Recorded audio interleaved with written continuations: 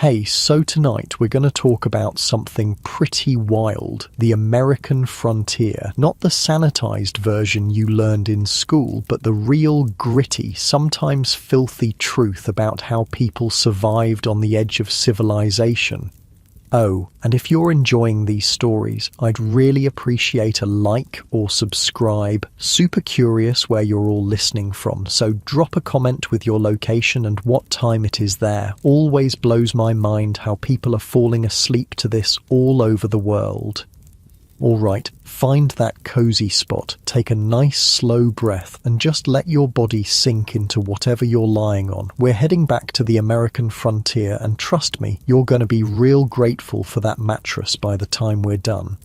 So, congratulations. You just woke up in a one-room log cabin somewhere on the American frontier around 1790. Your eyes adjust to the dim light filtering through the oiled paper window. No glass here, that's a luxury few can afford. You're lying on a corn husk mattress on a simple wooden frame, and it crackles softly as you shift. The rough-hewn logs of the walls still smell of pine sap, sweet and sharp in the morning air. Your bare feet touch the packed dirt floor, cool against your skin. Outside, you hear the distant crow of a rooster and the snort of a pig rooting around near the cabin. The smell of wood smoke hangs in the air, mixed with the earthy scent of last night's beans still lingering in the cast-iron pot hanging over the cold hearth. This is the American frontier, and in less than 70 years, the United States will expand from the original 13 colonies covering about 300,000 square miles to a massive nation spanning 2.8 million square miles of continental territory. It's one of the largest, fastest land grabs in human history, and you, my friend, are about to experience what it was really like to live through it. The good news is you're about to witness one of the most remarkable periods of exploration and settlement in history. The bad news? It's going to be brutal, like seriously brutal. The American frontier wasn't just hard, it was deadly. The period was marked by near-continuous warfare, often in impossible terrain with weather that could kill you as quickly as any human enemy. It took a certain kind of crazy to survive out here. You pull a rough woolen shirt over your head. The fabric is scratchy against your skin, hand-spun and dyed with walnut husks to a muddy brown. No fancy colours out here. You work with what nature provides. Your pants are buckskin, soft from years of wear, patched at the knees where they've worn thin. As you step outside, the morning mist clings to the fields beyond your cabin. Your nearest neighbour is 3 miles away. The forest edge looms dark and mysterious, just 50 yards from your door. That forest contains deer and turkey for food, but also wolves, bears, and sometimes hostile Native Americans who, let's be honest, have pretty good reasons to be upset about you settling on their land. You settle deeper into your bed as we journey back to those wild days. Your muscles relax a bit more as the story unfolds. Now, let me tell you about one of the most famous frontiersmen to ever live, a man whose life reads like an action movie script but was somehow even wilder in reality. Daniel Boone. You've probably heard the name, maybe pictured him in a coonskin cap, though he actually preferred wide-brimmed felt hats. Daniel Boone was a legendary frontiersman who became immortalized through books and movies. He helped open up the American frontier during the Revolutionary War when he discovered the Cumberland Gap into Kentucky. He blazed the Wilderness Road, another key passageway into the West. Through it all, he had some pretty crazy adventures. Born in 1734 in Pennsylvania to a Quaker family, Boone grew up learning to hunt almost as soon as he could walk. Instead of going to school, young Daniel would disappear into the woods for days at a time, living off the land and learning the ways of the wilderness. By the time he was a teenager, he could track a deer for miles by noticing bent grass stems or a single displaced pebble. He could move so quietly through the forest that animals wouldn't notice him until his rifle was already aimed. The Boone family eventually moved to North Carolina, where Daniel met his wife, Rebecca. She was quite a woman herself, tough as nails and fully capable of defending their homestead with a rifle when Daniel was away on his many expeditions. They had 10 children together, which was actually pretty standard for the time. More kids meant more hands to work the land and better chances that at least some would survive to adulthood. Infant mortality was horrifyingly high on the frontier. Nearly 1 in 3 children died before their 5th birthday. But one of Boone's most dramatic adventures was straight out of a Hollywood thriller. It was 1776. Boone had established the town of Boonesborough a year earlier, and the Revolutionary War was in full swing. In July, Boone's daughter Jemima, who was just 14 years old at the time, was taken captive along with 2 other young women, Betsy and Fanny Calloway. The girls were down by the river doing laundry and talking about whatever teenage girls talked about in 1776. Probably complaining about churning butter and speculating about which local boy might make a good husband someday. What they didn't know was that they were being watched. A group of Shawnee warriors had been sent by the British to harass and attack American settlers in Kentucky. The British were desperate to maintain control of the frontier and were actively encouraging Native American tribes to fight against the American revolutionaries. The Shawnee spotted the 3 girls and saw an opportunity. They silently paddled their canoes across the river, grabbed the girls and disappeared into the forest before anyone in Boonesborough even realized what had happened. Can you imagine the panic? 3 teenage girls suddenly gone, with only overturned wash baskets and footprints leading into the wilderness as evidence of what happened. When Boone learned that his daughter had been kidnapped, he wasn't just upset, he was furious and determined. Boone gathered a group of men, including the fathers of the other 2 girls, and they immediately set out in pursuit. This wasn't just a father trying to save his daughter, this was Daniel Boone, one of the greatest trackers and woodsmen in American history, using every skill he had developed over decades in the wilderness.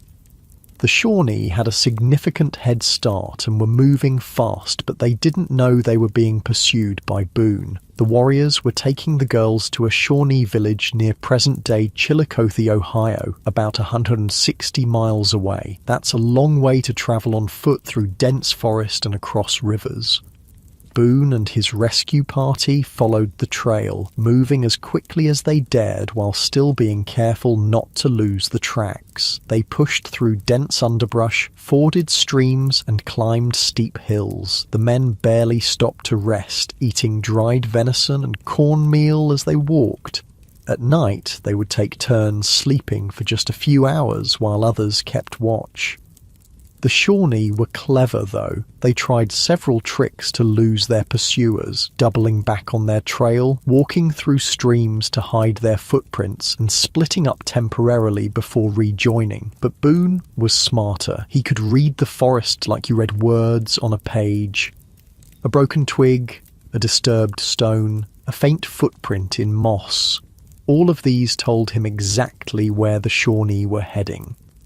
After 3 days of relentless tracking, Boone and his men caught up with the Shawnee party. They found them making camp for the evening, the 3 girls sitting together, tired and frightened but unharmed. Boone knew they had to be careful. Rush in too quickly and the Shawnee might harm the girls. So they waited, hidden in the trees, watching the camp as darkness fell. The Shawnee built a fire and cooked a meal, unaware that Boone and his men were surrounding them, inching closer as the night deepened. When most of the warriors seemed to be sleeping, with just 2 keeping watch, Boone gave the signal. The rescue party burst into the camp from all directions at once, firing their long rifles and charging with tomahawks and knives. The surprise was complete. Several Shawnee warriors fell in the first volley of shots, and the others fled into the darkness, leaving everything behind, including the 3 girls. Jemima ran to her father, throwing her arms around him in relief. Within minutes, the rescue party gathered the girls and began the long journey back to Boonesboro. This dramatic rescue became one of the most famous stories of the frontier. It was later loosely adapted into James Fenimore Cooper's novel, The Last of the Mohicans, though Cooper changed many of the details. The real story of a father tracking kidnappers through 160 miles of wilderness to rescue his daughter was remarkable enough without embellishment. You might be thinking this sounds like the movie Taken, but with buckskin instead of a leather jacket, and you'd be right. Daniel Boone had a very particular set of skills he had acquired over a very long career as a frontiersman, skills that made him a nightmare for people who messed with his family. But Boone's adventures didn't end there. Just 2 years later, in 1778, the tables would turn dramatically. The Revolutionary War was raging, and the British had teamed up with several Native American tribes to attack American frontier settlements. In September 1778, a large force of Shawnee warriors, led by Chief Blackfish with the support of British officers, surrounded Boonesboro. The siege of Boonesboro began with the Shawnee taking positions around the fort, cutting off any escape routes. Inside the fort, Boone and the other settlers prepared for a fight. Women melted down pewter plates and cups to make bullets. Children carried water from the fort's well to put out any fires that might start. Men checked their rifles and positioned themselves at the walls. The settlers were outnumbered and outgunned, but their fort was solid, built from sturdy logs with a palisade wall surrounding it. The Shawnee tried several tactics to get inside. They shot flaming arrows onto the roofs, hoping to set the buildings on fire. They tried to tunnel under the walls. They even attempted to talk their way in by offering peace terms. But despite their best efforts, the settlers held the fort. Days turned into weeks, and supplies inside Boonesboro began to run low. Ammunition was scarce, food was being carefully rationed, and tempers were fraying from the constant stress of being under siege.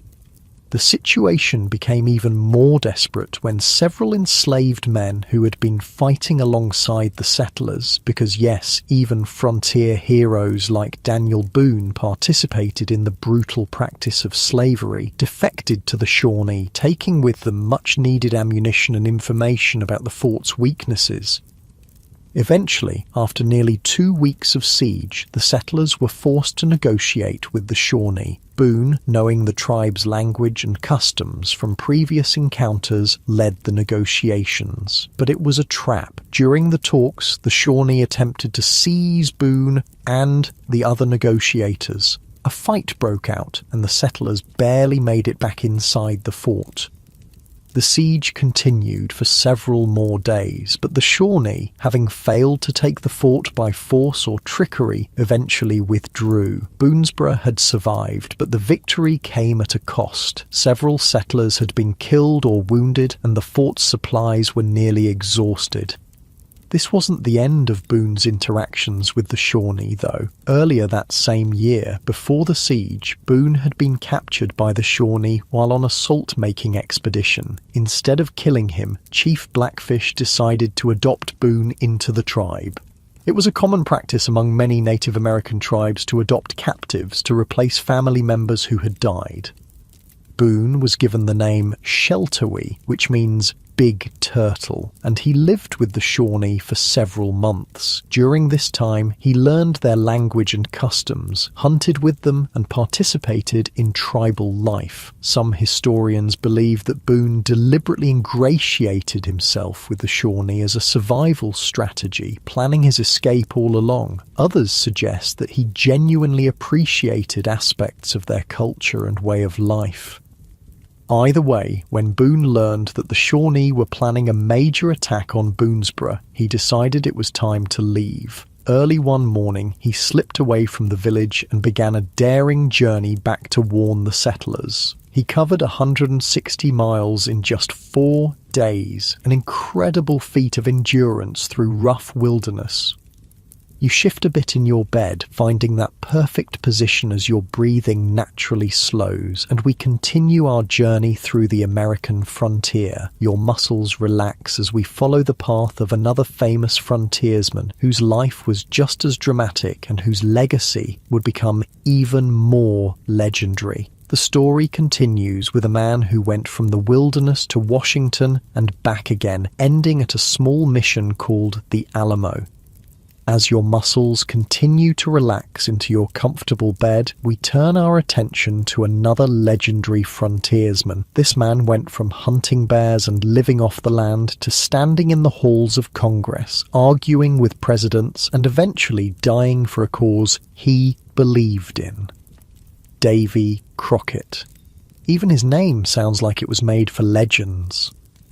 Unlike Daniel Boone, who was born before the American Revolution, Davy Crockett came into the world as a citizen of the brand new United States. He was born on August 17, 1786, in eastern Tennessee, which was then part of North Carolina. His parents were poor farmers living in a tiny cabin, not much different from the one you imagined waking up in earlier.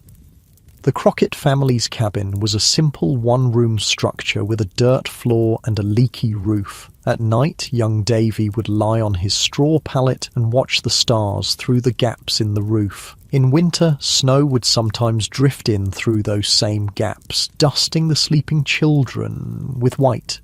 The cabin was crowded with Davy's 8 siblings, so privacy was non-existent. Everyone ate, slept, and lived in that single room, with only the glow of the hearth fire for warmth and light.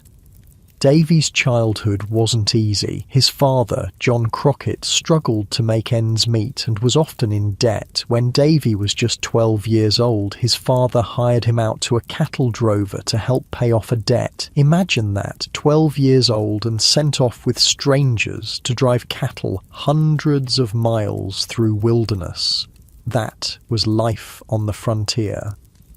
The cattle drive was brutal. Young Davy walked alongside the lowing herd from sunrise to sunset, his feet blistered and bleeding in his worn-out moccasins. At night, he'd collapse by the campfire, too exhausted to do more than choke down a bit of cornmeal mush, before falling into dreamless sleep.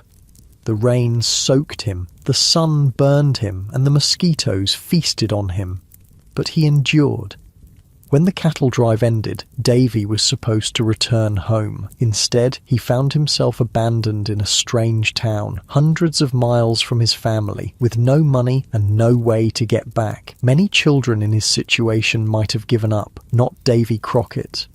He worked odd jobs, saving every penny. He slept in barns and stables or under the stars when the weather allowed. He ate whatever he could find or earn, sometimes just a handful of nuts or berries from the forest edge, and slowly, over the course of 2 years, he made his way back home to Tennessee.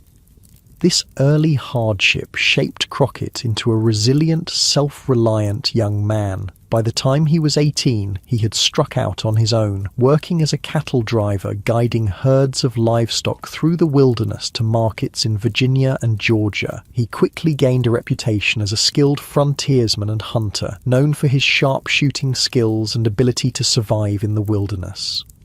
You adjust your pillow, feeling the soft fabric against your cheek as you settle in. The weight of your blankets feels just right, not too heavy, not too light, just comfortable, just perfect.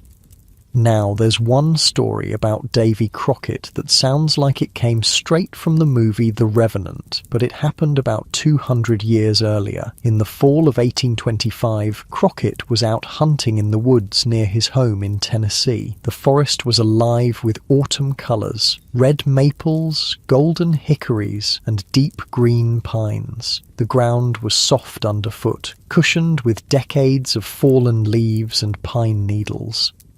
The air was crisp, carrying the musky scent of decaying vegetation and the distinctive smell of approaching winter. Crockett was tracking a deer, moving silently through the underbrush, when he came across a large black bear instead. Now, an American black bear can weigh up to 600 pounds and stand over 6 feet tall on its hind legs. This was not a creature to be taken lightly. Crockett raised his rifle and fired a shot at the bear. The sound cracked through the forest like thunder, sending birds scattering from nearby trees. But the bear was so big and so close that the single shot wasn't enough to bring it down. Instead, it charged straight at Crockett, covering the distance between them in seconds. The massive animal knocked Crockett to the ground with a swipe of its powerful paw. The impact drove the breath from his lungs and sent his rifle spinning away into the leaves. The bear's hot breath washed over him, smelling of raw meat and wild animal. Its weight pressed down on his chest, nearly crushing him.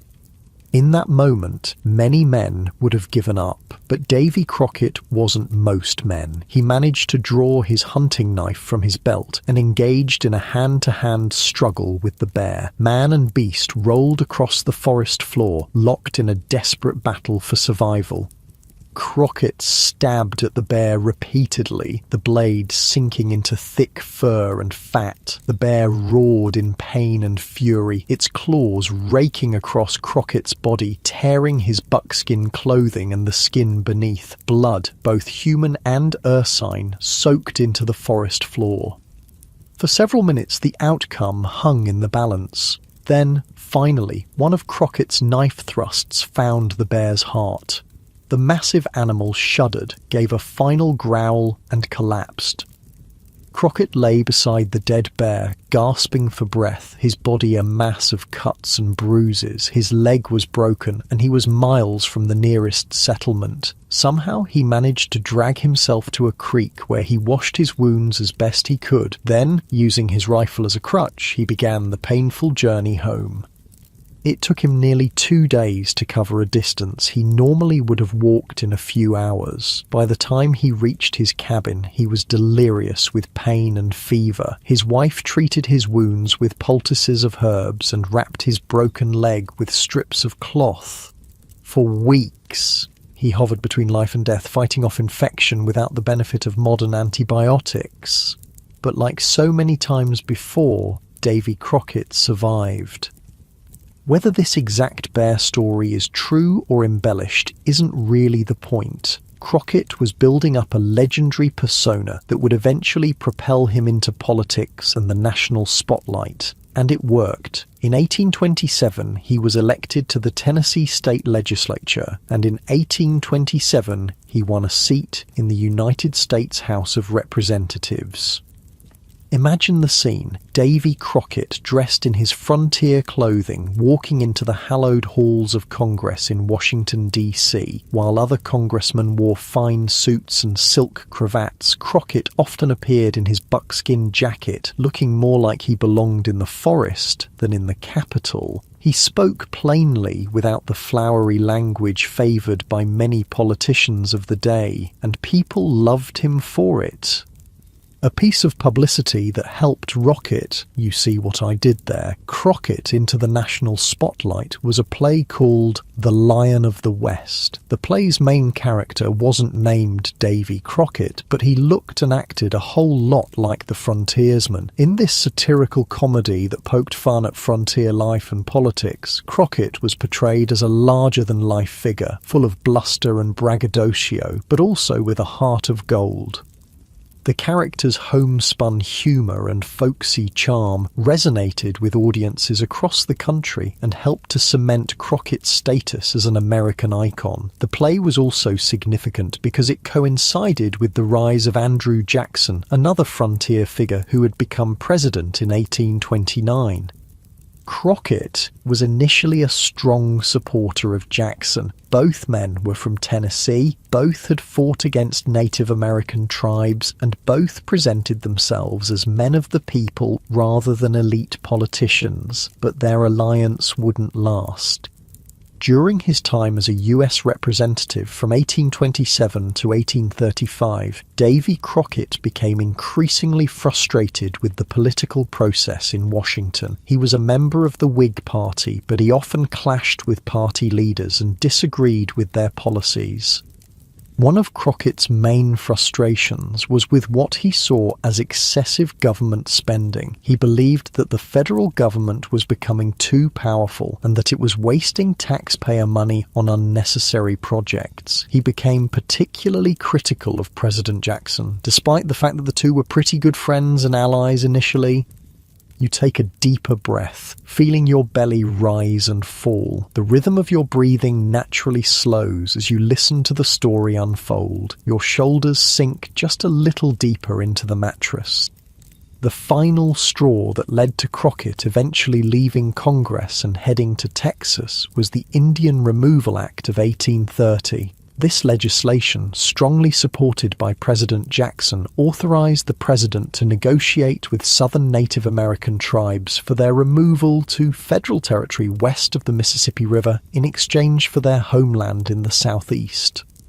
Crockett actually supported the act at first. He figured that the relocation would be beneficial for the Native Americans since they'd be removed from the influence of white settlers and given new land to cultivate. He also saw it as a way to open up new land for white settlement and to further expand the United States.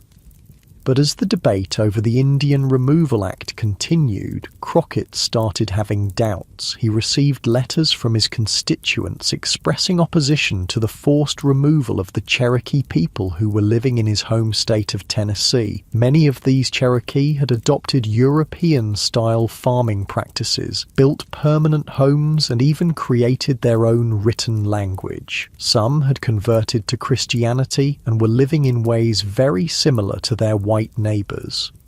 The more Crockett learned about the situation, the more uncomfortable he became with the idea of forcing these people from their ancestral lands. He began to see the Indian Removal Act as a betrayal of American principles of justice and fair treatment.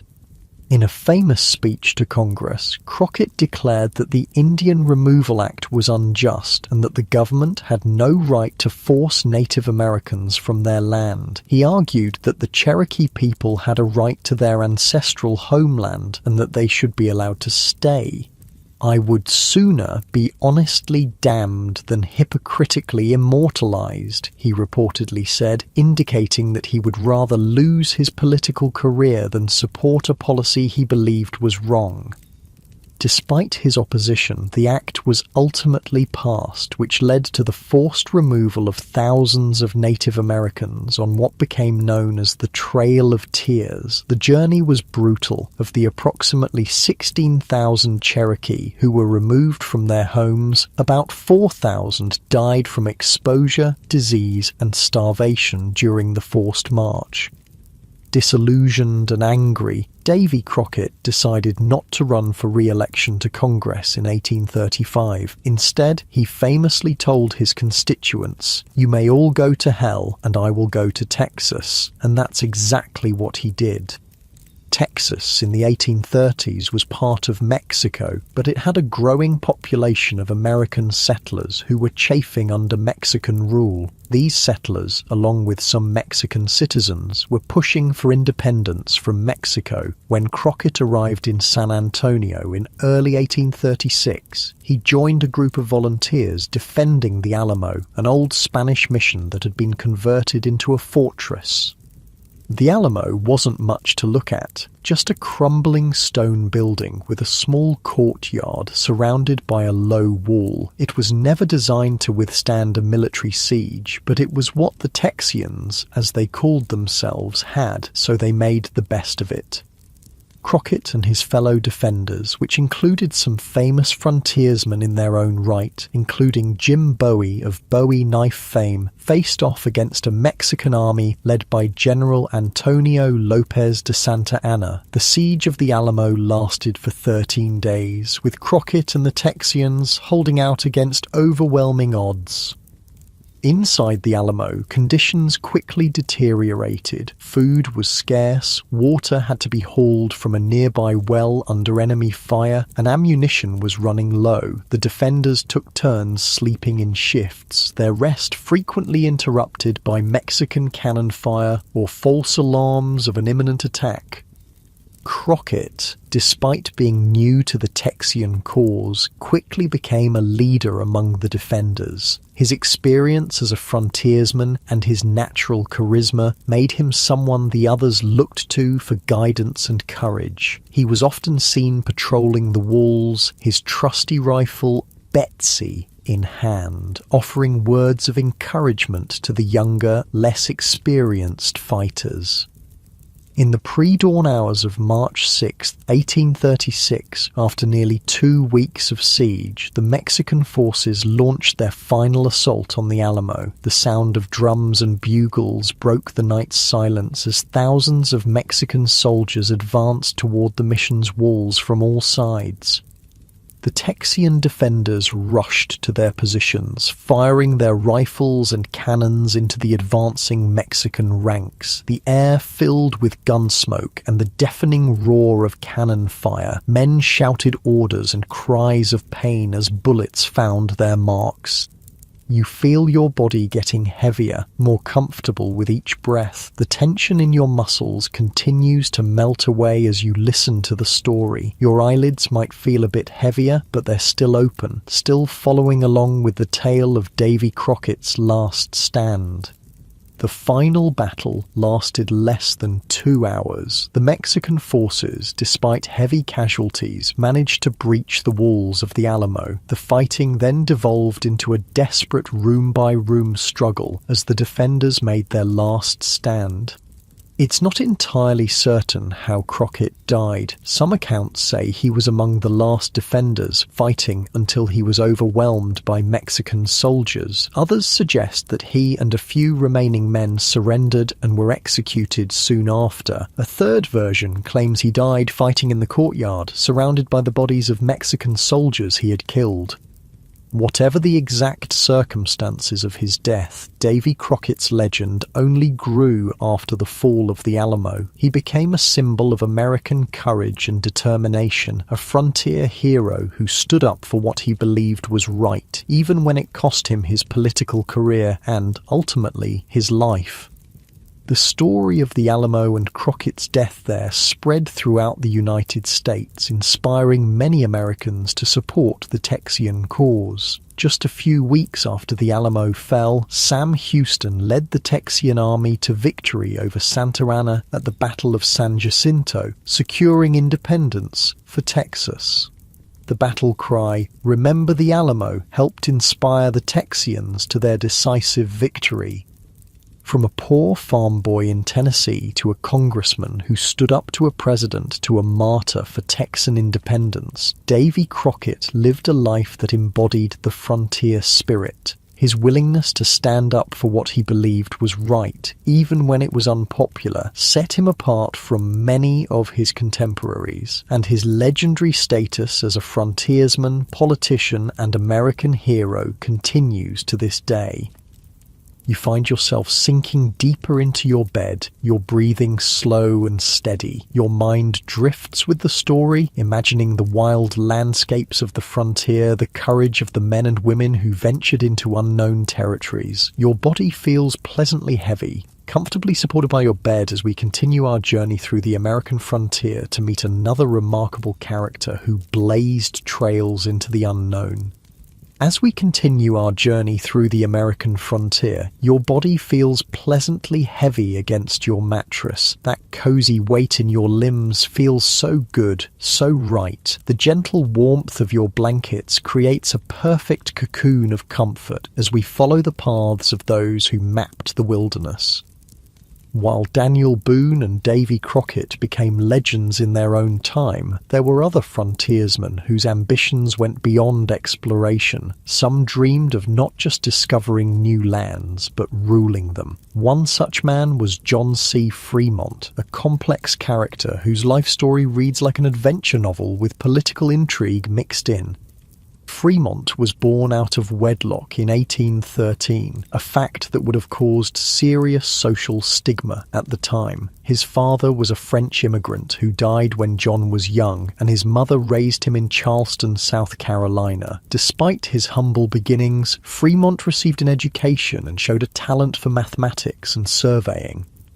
Unlike Boone and Crockett, who learned their frontier skills through necessity and hard living, Fremont came to exploration through a more formal route. In 1833, at the age of 20, he joined the United States Navy and became a mathematics teacher aboard the USS Natchez. Imagine life on a naval vessel in the 1830s, wooden decks swaying beneath your feet, the constant smell of salt water, tar, and unwashed bodies.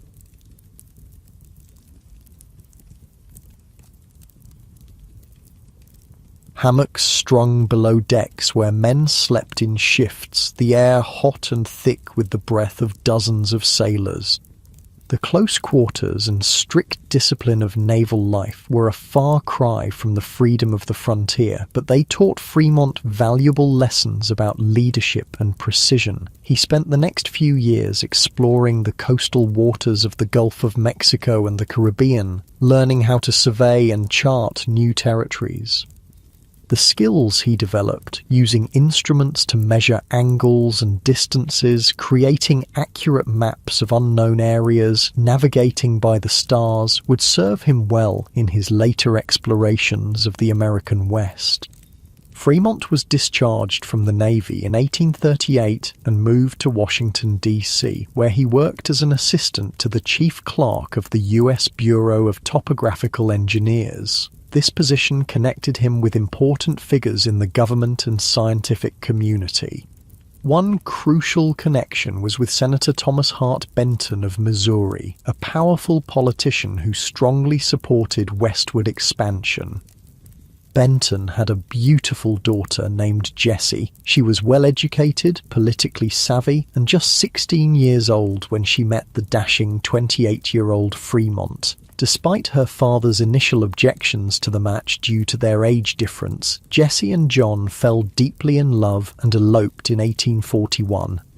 Far from being angry about the elopement, Senator Benton soon became Fremont's strongest supporter. With his father-in-law's political backing, Fremont was appointed to lead several important exploring expeditions to the Western Territories. You shift slightly in your bed, feeling the pleasant weight of your body sinking deeper into the mattress. The pillow cradles your head just right as we continue our journey through the American frontier. Fremont's first major expedition began in 1842 when he was tasked with exploring and mapping the Oregon Trail as far as the South Pass in Wyoming. The Oregon Trail was a 2,170-mile route that stretched from Independence, Missouri to Oregon's Willamette Valley. It was the main pathway for American settlers heading west, though at this time it was little more than a rough track through wilderness. Imagine setting out on such a journey. Your belongings are packed into a wagon drawn by oxen, sturdy, slow-moving animals that can pull heavy loads but require constant attention. The wagon itself is not the comfortable Conestoga wagon often depicted in movies, but a simpler farm wagon covered with canvas to protect your supplies from the elements. The wheels creak and groan with every rotation, a constant soundtrack to your westward journey. You rise before dawn each day, the eastern sky just beginning to lighten as you build a fire to cook a simple breakfast of bacon and cornmeal mush. The smell of wood smoke and frying pork fills the air, mingling with the earthy scent of prairie grass wet with dew. By the time the sun crests the horizon, you're already on the move, walking alongside the wagon to spare the oxen your weight. The trail stretches endlessly before you, cutting through vast prairies where the grass grows higher than your head in some places. Mosquitoes and flies buzz constantly around you and your animals, an irritating cloud that no amount of swatting seems to diminish. In the distance, you might spot a herd of buffalo, thousands strong, the ground trembling beneath their massive weight. At night, you circle the wagons not for protection, as the movies suggest, but to create a corral for your animals. You sleep under the stars, the Milky Way stretched across the sky like a glittering river. The night air grows cold, even in summer, and you pull your blanket tighter around you as coyotes howl in the distance. This was the life Fremont and his expedition experienced as they charted the Oregon Trail. But unlike the settlers who would follow this path, Fremont had a scientific purpose. He carried precision instruments to measure latitude and longitude, barometers to record atmospheric pressure, thermometers to note temperatures, and other tools of the surveyor's trade. With these instruments, he created detailed maps and reports that would guide thousands of settlers in the years to come.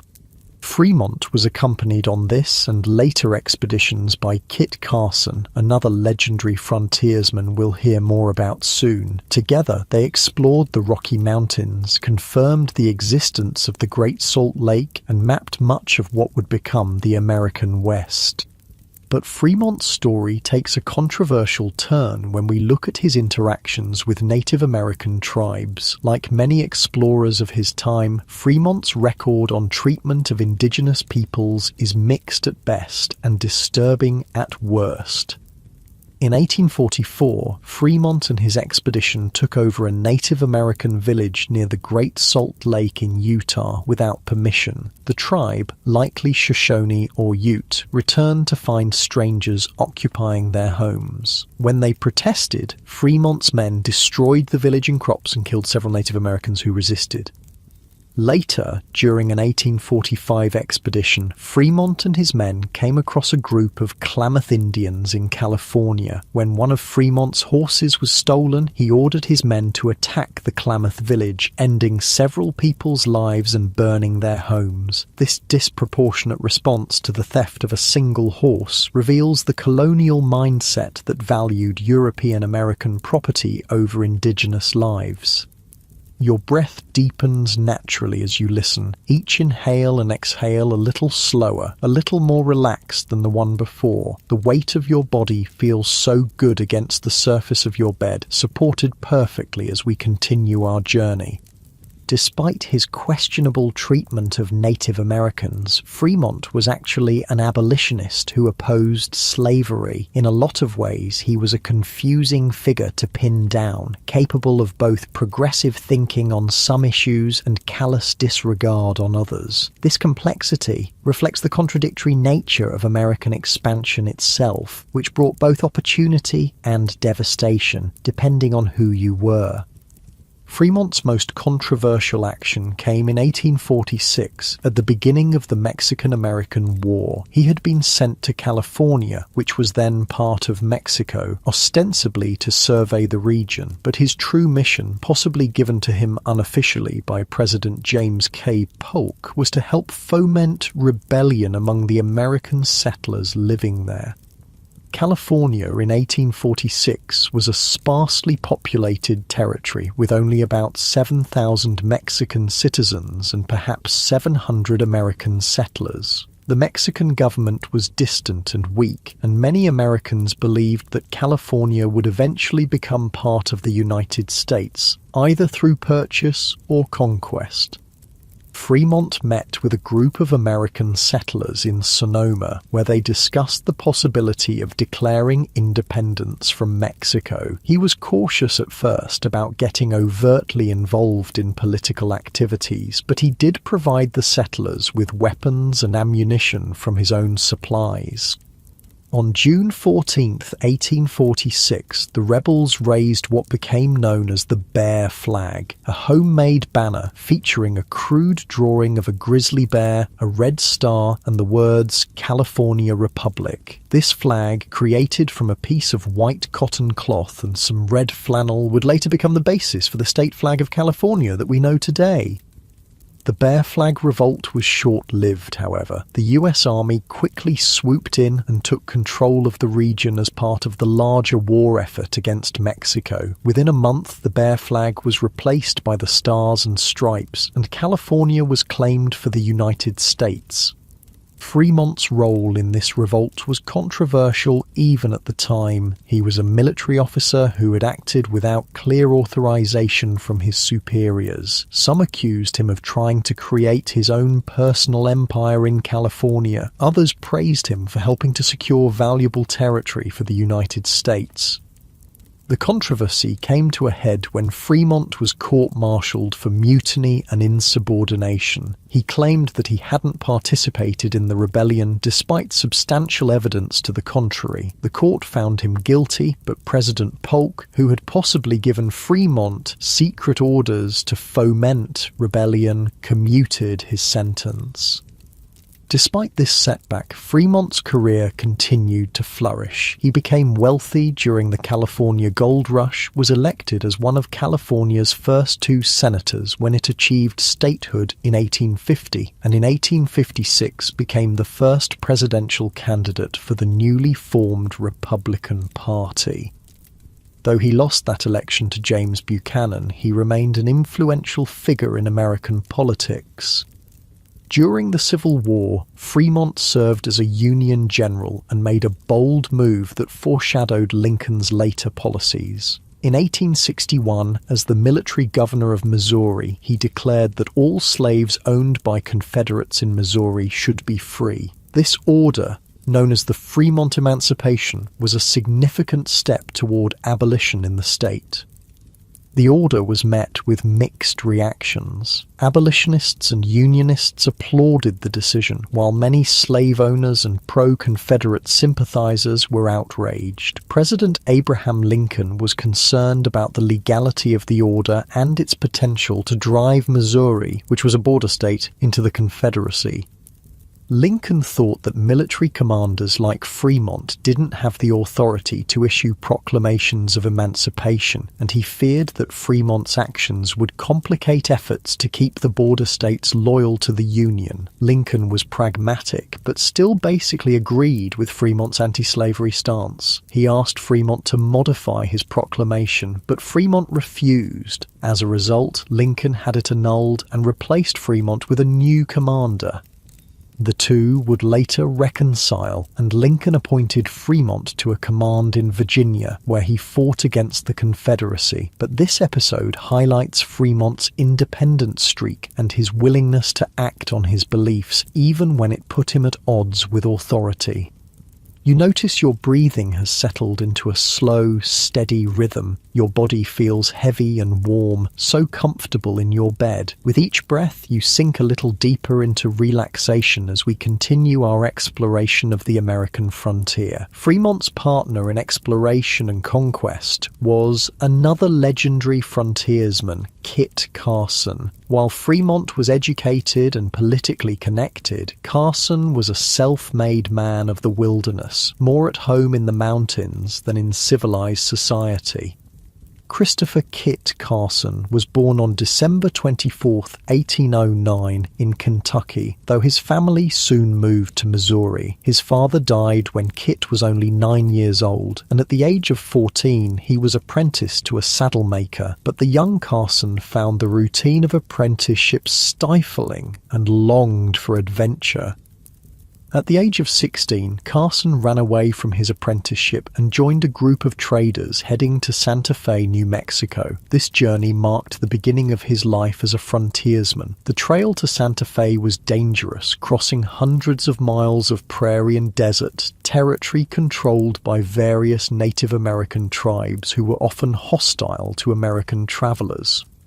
Imagine young Kit Carson on this journey, a skinny teenager with a mop of unruly hair, riding a mule alongside weathered traders 3 times his age. His clothes were simple homespun cotton and leather, already dusty and sweat-stained from the trail. His fair skin quickly burned under the relentless sun, peeling and blistering before eventually tanning to a leathery brown.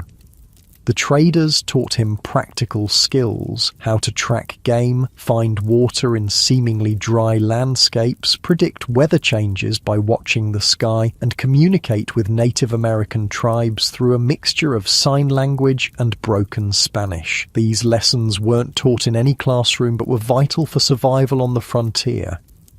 In Santa Fe, Carson found work as a fur trapper and mountain man. He spent much of his early career in the Rocky Mountains, trapping beavers and other fur-bearing animals. The life of a mountain man was solitary and dangerous. Trappers would spend months alone in the wilderness, setting their traps along cold mountain streams and living off whatever game they could hunt. The mountain men had to be self-sufficient in the extreme. They made their own clothing from the hides of animals they trapped, treated their own injuries with herbal remedies learned from Native Americans, and navigated vast territories without maps, using only the sun, stars, and their own memory of landmarks. During winter, the mountain men would gather at rendezvous sites to sell their furs to company representatives and replenish their supplies. These rendezvous became legendary events, part market, part festival, and part drunken brawl. Traders, trappers, and Native Americans would gather to exchange goods, share information about trail conditions and hunting grounds, gamble, race horses, and drink themselves into oblivion on raw whiskey. Kit Carson quickly gained a reputation as an expert guide and hunter. He spent much of his early career in the Rocky Mountains, trapping beavers and other fur-bearing animals. During this time, he also worked as a guide for expeditions into the frontier, including the 1829-1830 expedition led by Ewing Young and the 1832-1833 expedition led by Captain Benjamin Bonneville.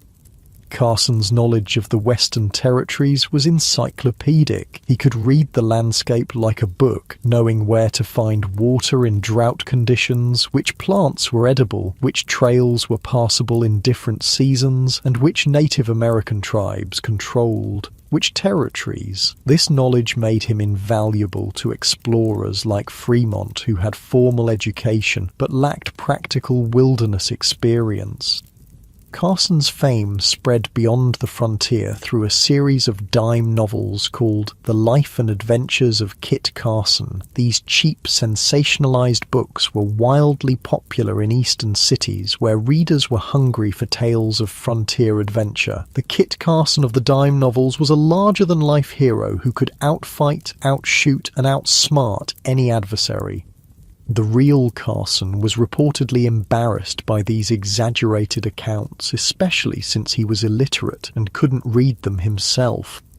Despite his lack of formal education, Carson was a man of many talents. He spoke Spanish and several Native American languages fluently. He served as an Indian agent trying to maintain peace between settlers and tribes. He fought in the Mexican-American War and later served as a Union officer in the Civil War. His life spanned a period of enormous change in the American West, from the days of solitary trappers to the era of railroads and telegraph lines.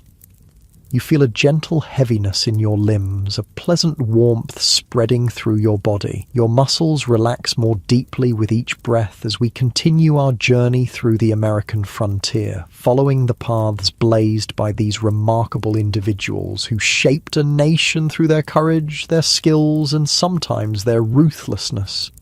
Your body continues to settle comfortably into your bed, that perfect feeling of being supported just right. The weight of your blankets feels so good, creating a cocoon of warmth as we continue our journey through the American frontier.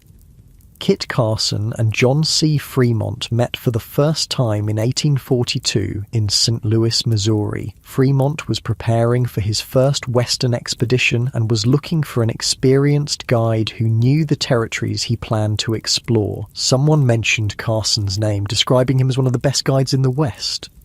When they met, Carson didn't look like the legendary frontiersman Fremont had expected. He was short, barely 5 feet 4 inches tall, and soft-spoken, with none of the bluster or bravado that characterized many frontier types. But there was something in Carson's clear blue eyes, something in the quiet confidence of his manner that convinced Fremont this was the man he needed.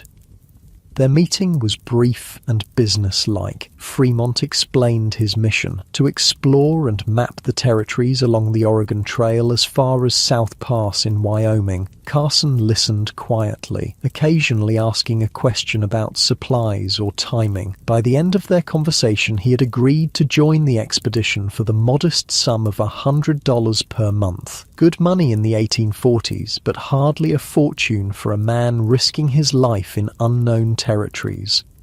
That first expedition was successful enough that Fremont requested Carson as his guide for subsequent journeys. Over the next few years, they would travel thousands of miles together, mapping rivers and mountain passes, documenting plant and animal species, and laying the groundwork for the massive westward migration that would follow. Their partnership was an effective one, combining Fremont's scientific knowledge and political connections with Carson's practical wilderness skills and experience with Native American tribes. But it was also a partnership that would lead to controversy and violence, particularly during their time in California. As you breathe slowly and deeply, feeling the gentle rise and fall of your chest, imagine the California of the 1840s. It wasn't the populous, developed state we know today. It was a remote Mexican territory, sparsely populated and largely undeveloped. The coastline was dotted with small settlements, missions established by Spanish priests, pueblos where Mexican citizens lived, and a few trading posts where American and European ships would stop to take on supplies. The interior was even less developed, vast expanses of wilderness broken only by occasional ranches where Mexican landowners raised cattle on huge tracts of land. Native American tribes still controlled much of the territory, though their numbers had been severely reduced by disease and conflict since the arrival of European settlers. Into this setting came Fremont and Carson in 1845, ostensibly on another mapping expedition, but the timing was suspicious. Relations between the United States and Mexico were deteriorating, with disputes over the Texas boundary threatening to erupt into open warfare. Many believed that Fremont's real mission was to encourage American settlers in California to rebel against Mexican rule, preparing the way for U.S. annexation of the territory. Whether or not that was his original intent, Fremont's actions certainly contributed to the outbreak of what became known as the Bear Flag Revolt. After being ordered to leave California by Mexican authorities, Fremont instead moved north to Oregon briefly, then returned to California and made contact with American settlers who were growing increasingly dissatisfied with Mexican governance. The details of exactly what happened next are disputed, but it's clear that Fremont provided encouragement and material support to a group of American settlers who seized the town of Sonoma on June 14, 1846. The rebels raised a hastily created flag featuring a crude drawing of a bear, a red star, and the words California Republic. The creation of this flag was itself a fascinating frontier story. The rebels needed a symbol for their new republic, but they had limited materials. William Todd, one of the Americans involved in the revolt, was tasked with creating the flag. He used a piece of unbleached cotton cloth about 3 feet wide and 5 feet long. For the red stripe at the bottom, he used red flannel. The star was copied from the Texas flag, and the bear was meant to represent the numerous grizzlies that roamed California at the time. The bear on the original flag looked more like a pig than a fearsome grizzly, leading some Mexican observers to mockingly call it the hog flag. Despite its crude appearance, this homemade banner would become the basis for the state flag of California that we know today. You feel yourself sinking deeper into your mattress, your body becoming pleasantly heavier with each breath. The tension in your muscles continues to melt away as we explore this fascinating period of American history. The Bear Flag Republic was short-lived. Just a month after its declaration, American naval forces arrived in Monterey and raised the U.S. flag, claiming California for the United States as part of the Mexican-American War that had officially begun in May 1846. The bear flag was lowered, never to fly again as the symbol of an independent nation, though it would later be adopted as the state flag when California joined the Union in 1850.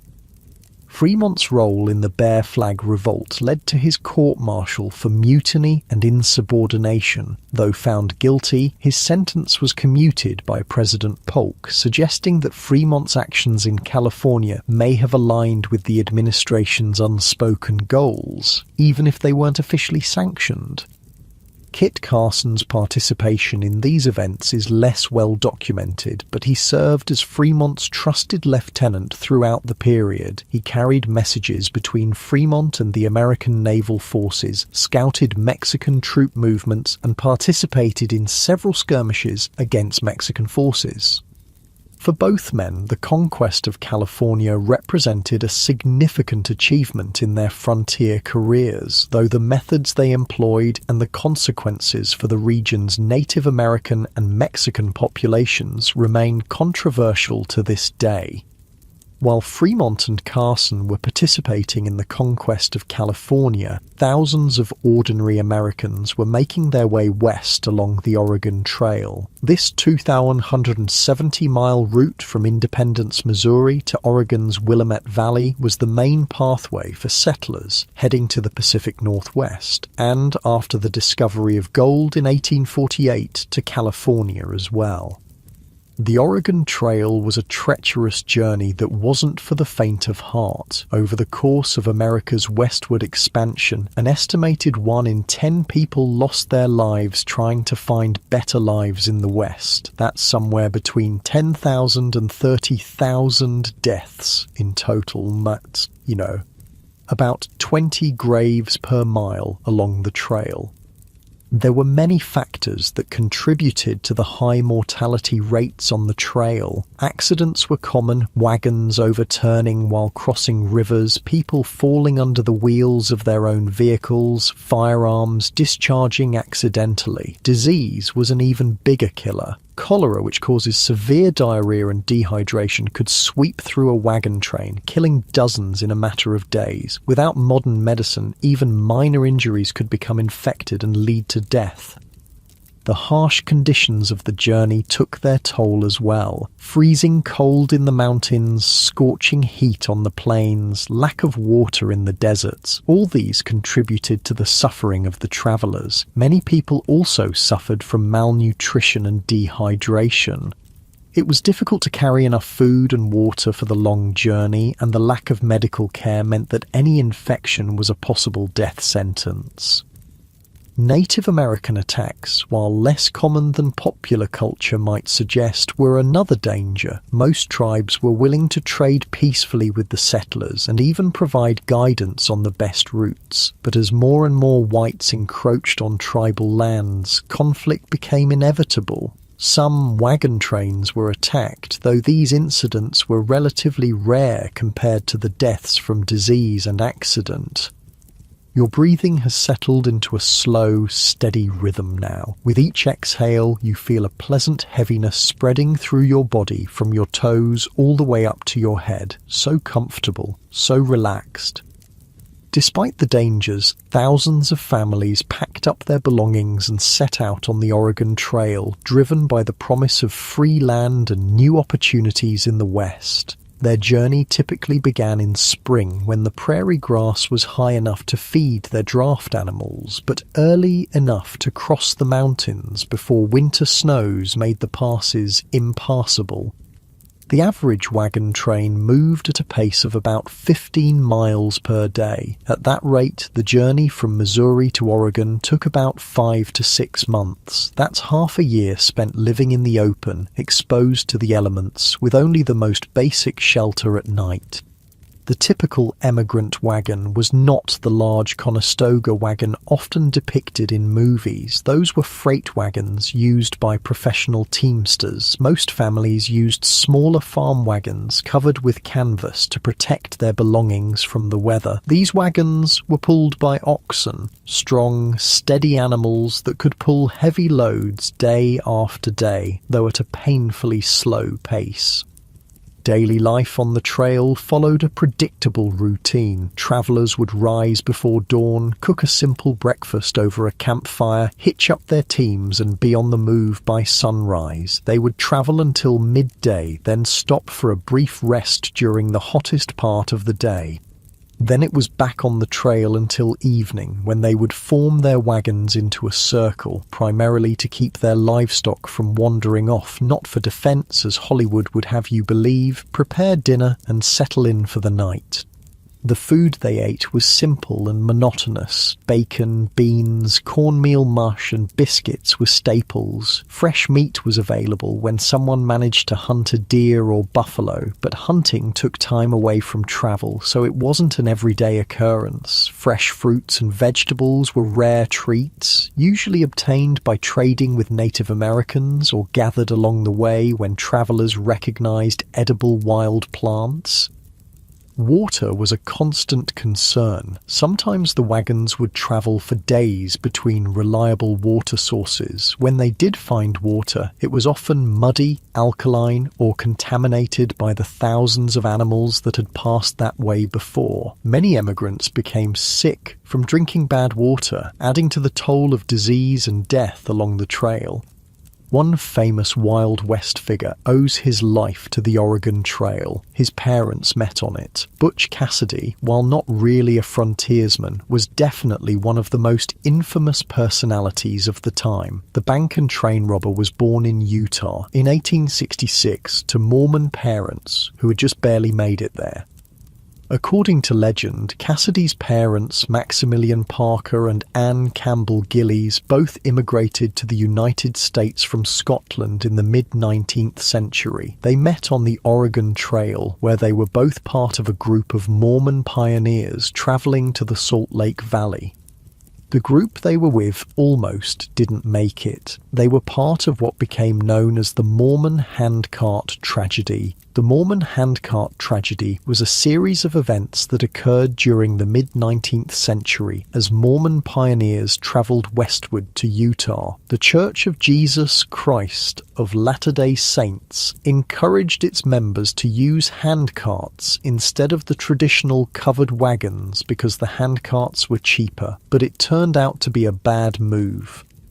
In 1856, two companies of Mormon handcart pioneers left Iowa City, Iowa, and headed for Salt Lake City, Utah. There were about 1,000 of them in total. They didn't time the journey very well and had to face a harsh winter as they crossed the Wyoming plains. They also had to haul their handcarts and didn't have much in the way of supplies.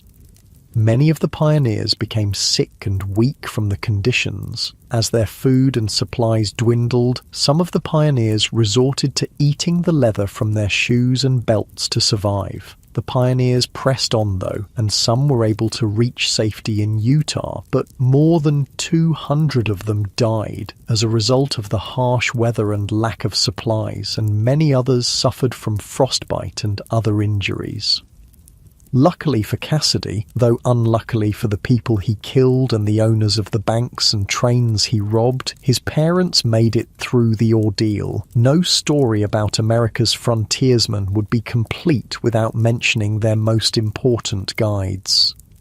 While Kit Carson guided Fremont across the Western Territories, another guide played a crucial role in one of the most famous expeditions in American history, the journey of Lewis and Clark.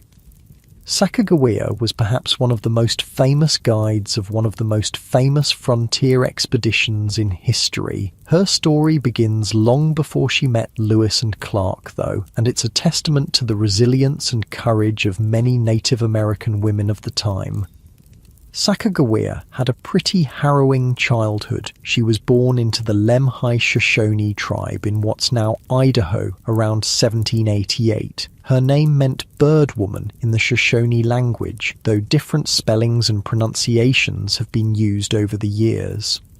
When she was about 10 years old, a group of Hidatsa warriors raided her village and captured her and several other girls. The Hidatsa were a neighboring tribe to the Shoshone, and they really didn't get along. Being captured by an enemy tribe was a terrifying experience for a young girl. Sacagawea was taken hundreds of miles from her home to a Hidatsa village near what is now Bismarck, North Dakota. There, she had to learn a new language and new customs, essentially becoming a member of the tribe that had kidnapped her.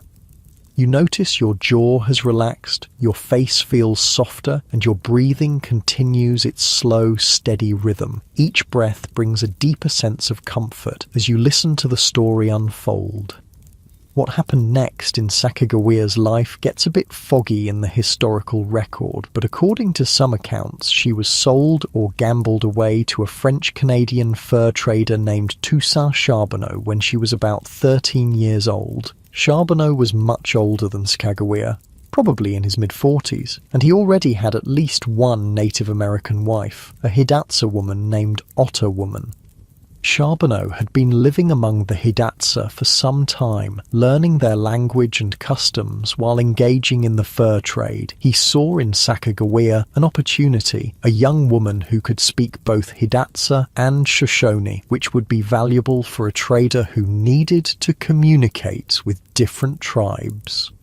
Another story suggests that Charbonneau won Sacagawea in a game of chance, either dice or cards, from the group of Hidatsa men who had captured her. In this version, Charbonneau wasn't looking for wife number 2, but instead saw an opportunity to use Sacagawea's language skills to his advantage. Regardless of how it happened, Sacagawea became Charbonneau's wife and accompanied him on his travels throughout the West. By the time the Lewis and Clark expedition arrived at the Hidatsa village in the winter of 1804-1805, Sacagawea was pregnant with her first child.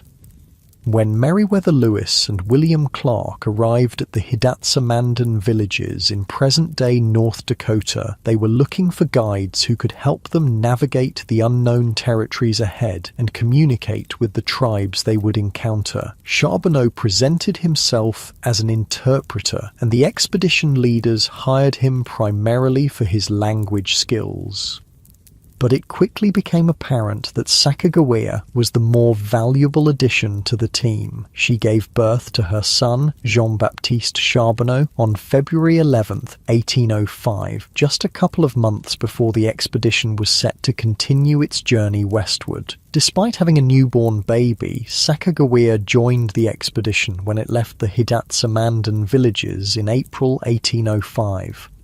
Imagine the scene. A young woman, probably no more than 17 years old, carrying an infant strapped to her back in a cradle board, walking alongside dozens of men as they paddled canoes and hauled supplies up the Missouri River. The spring weather was unpredictable. Sunny and warm one day, cold and rainy the next. The terrain was rough, with steep riverbanks that had to be climbed when portaging around rapids or falls.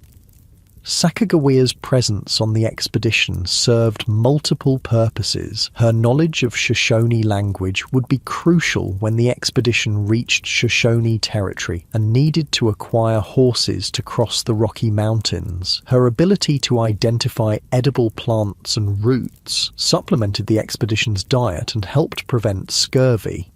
And, not insignificantly, the presence of a woman with a baby signalled to other tribes that this was not a war party. No war party would travel with a woman and infant. One of Sacagawea's most important contributions came when the expedition reached Shoshone territory in present-day Idaho. As luck would have it, the chief of the Shoshone band they encountered was Kamiawait, Sacagawea's own brother, whom she hadn't seen since she was kidnapped years earlier. This fortunate coincidence helped Lewis and Clark negotiate for the horses they desperately needed to cross the mountains. Sacagawea also proved her value in a moment of crisis. The expedition was travelling down the Missouri River when their boat, which was carrying important documents, supplies and instruments, capsized in rough waters. The boat and its contents were quickly swept away by the current, but Sacagawea sprang into action. She was travelling on another boat with her infant son, saw what happened, jumped to the bank of the river, and quickly gathered up as much of the floating material as she could. Were it not for the Shoshone guide, Lewis and Clark might have had to redo the whole expedition, or at least significant portions of it. The journals, maps, and scientific specimens she saved were irreplaceable records of their journey and discoveries.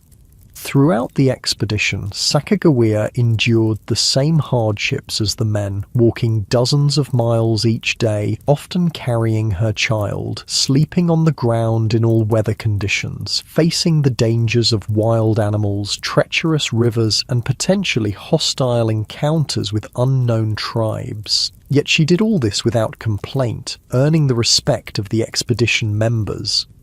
Clark, in particular, developed a fondness for Sacagawea and her son, whom he nicknamed Pomp or Pompey. After the expedition ended, Clark offered to educate the boy in St. Louis, an offer that Charbonneau and Sacagawea eventually accepted.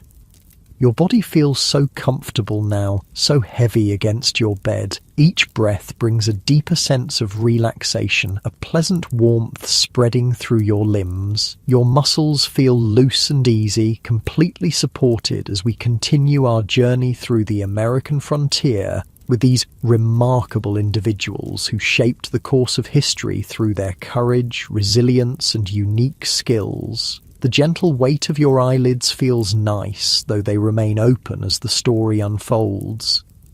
After the Lewis and Clark expedition returned to St. Louis in September 1806, Sacagawea's documented history becomes murkier. Some accounts suggest that she and Charbonneau settled near St. Louis for a time, accepting William Clark's offer to educate their son, Jean-Baptiste.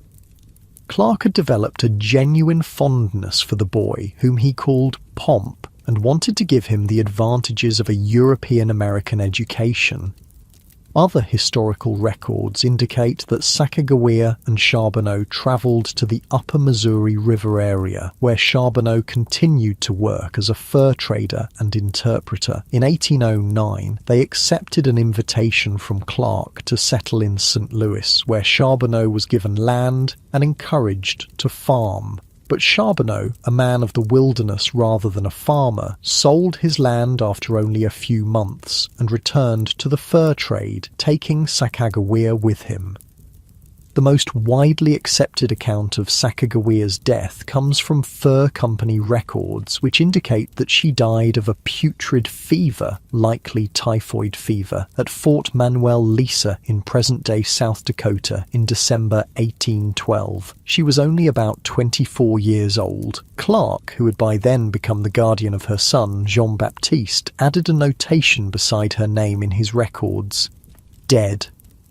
However, some oral traditions among certain Native American tribes tell a different story. According to these accounts, Sacagawea left Charbonneau, returned to her Shoshone people, and lived to be nearly 100 years old, dying in Wyoming in 1884. This alternative narrative has gained some support, but lacks the contemporaneous written evidence that historians typically rely on.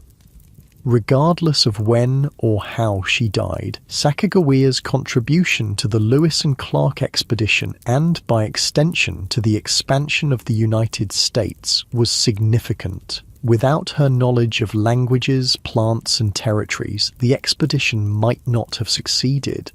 She has since become an American icon, one of the few Native American women whose name is widely recognized in American history. Your breathing has settled into the perfect rhythm now, slow and deep. Each exhale releases a little more tension, allowing your body to sink even deeper into comfortable relaxation. The weight of your eyelids might feel a bit heavier, but that's a pleasant feeling too. While we've focused on specific individuals like Daniel Boone, Davy Crockett, John C. Fremont, Kit Carson, and Sacagawea, the story of the American frontier is also the story of countless ordinary people who left everything they knew for the promise of a better life in the West. The daily experiences, the hardships they endured, the small victories they celebrated, the communities they built form the true fabric of frontier history. Life on the frontier was defined by its rawness. Everything was harder, more immediate, more essential. The comforts we take for granted today, running water, central heating, grocery stores, medical care, simply didn't exist. Every aspect of survival required direct personal effort. Take something as basic as light. When darkness fell on the frontier, it was absolute. There were no streetlights, no electric bulbs, not even gas lamps in most places. The only light came from fires, candles, or oil lamps. Candles were precious commodities, often homemade from tallow, rendered animal fat, or beeswax when available. The process was labour-intensive. Fat had to be rendered, wicks had to be made from cotton or flax, and the candles had to be dipped or moulded. A single candle represented hours of work, and its light was feeble by modern standards, about as bright as a birthday candle. Most frontier families couldn't afford to burn candles for everyday activities. Instead, they organised their lives around natural light, rising with the sun and going to bed shortly after sunset. Evening activities took place around the hearth, where the fire provided both warmth and enough light to perform necessary tasks like mending clothes or carving tools. Water, too, required constant effort. There were no faucets to turn, no water heaters, no indoor plumbing. Every drop of water used in a frontier home had to be carried from a spring, stream, or well. In winter, ice had to be broken to access the water beneath. In summer, distant water sources sometimes dried up, forcing people to travel even farther for this essential resource. The average frontier family used about 5 gallons of water per day for everything. That's drinking, cooking, washing dishes, bathing and laundry combined. For comparison, the average American today uses about 8,100 gallons per day. Bathing was infrequent, maybe once a week in summer, once a month or less in winter. Laundry was a major undertaking, typically done once a month in summer and even less frequently in winter.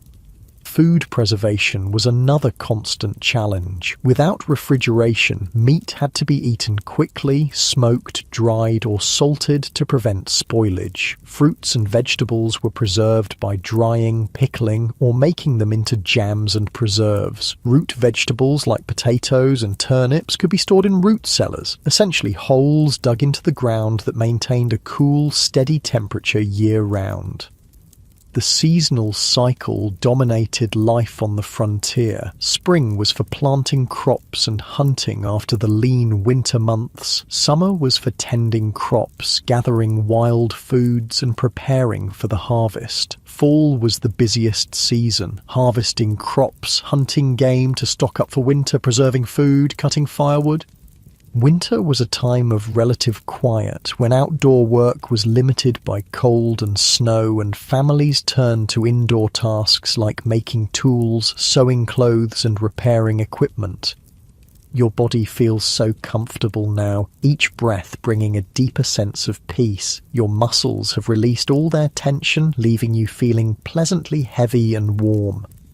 Medical care on the frontier was primitive by modern standards. Most ailments were treated at home using folk remedies passed down through generations. These remedies ranged from the genuinely effective willow bark tea for pain relief. It contains salicylic acid, the active ingredient in aspirin, to the bizarre and sometimes dangerous mercury compounds for treating syphilis, which often caused more harm than good.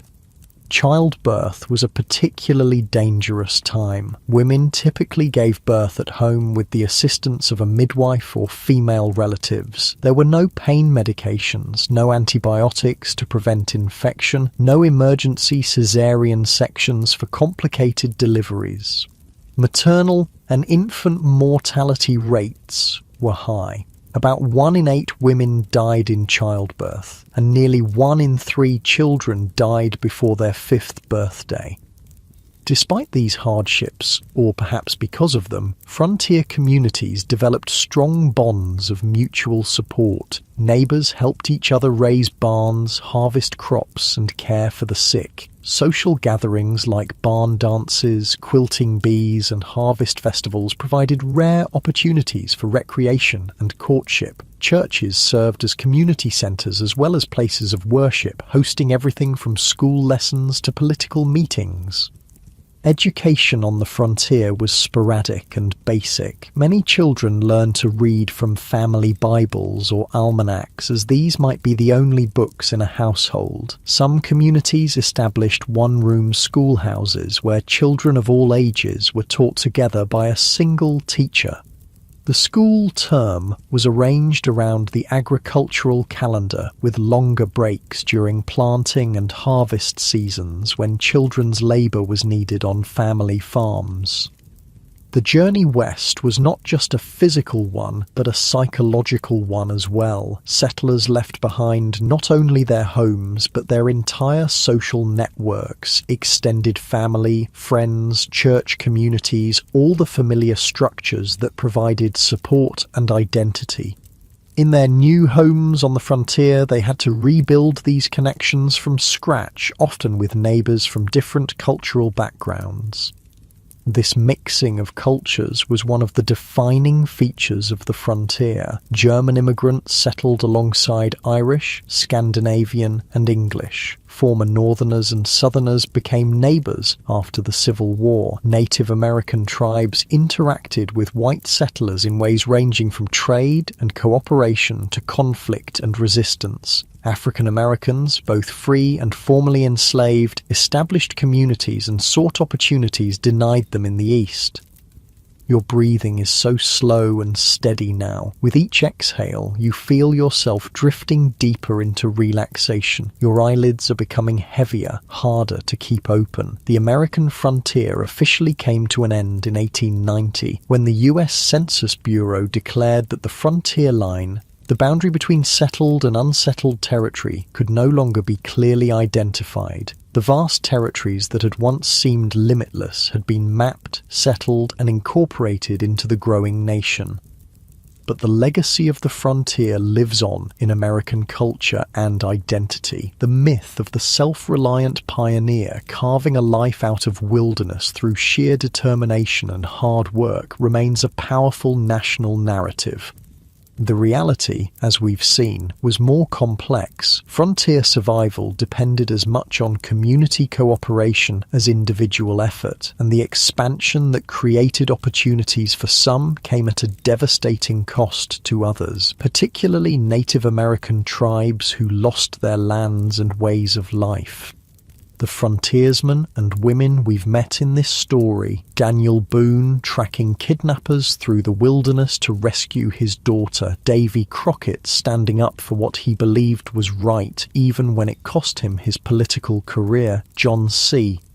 Fremont mapping the Oregon Trail, Kit Carson guiding expeditions through unknown territories, Sacagawea helping Lewis and Clark navigate both the physical landscape and cultural interactions with native tribes, all embodied different aspects of the frontier experience.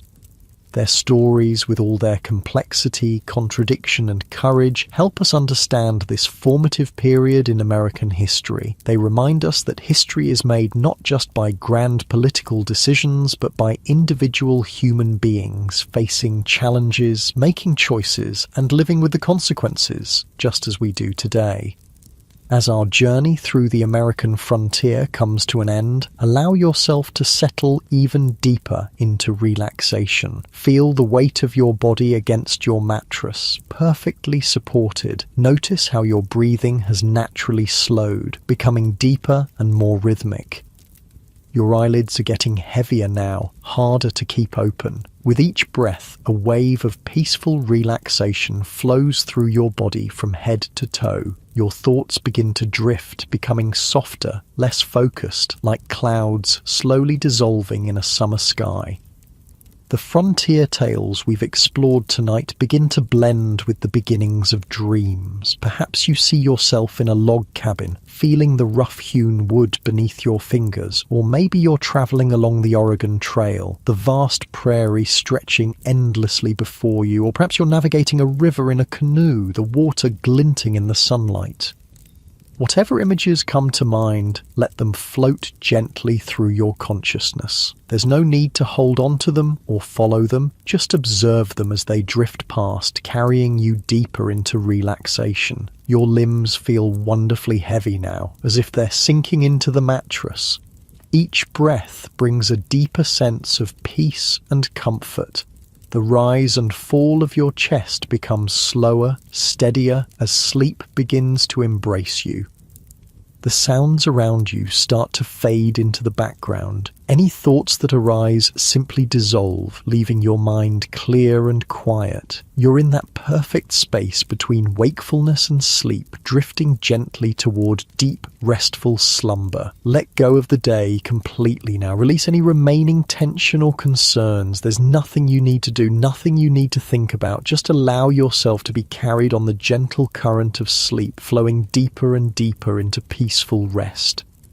Your breathing is deep and slow, your body is completely relaxed, your mind is quiet and still, and you drift and drift into a deep, restful sleep where you'll remain until morning, when you'll awaken refreshed and renewed.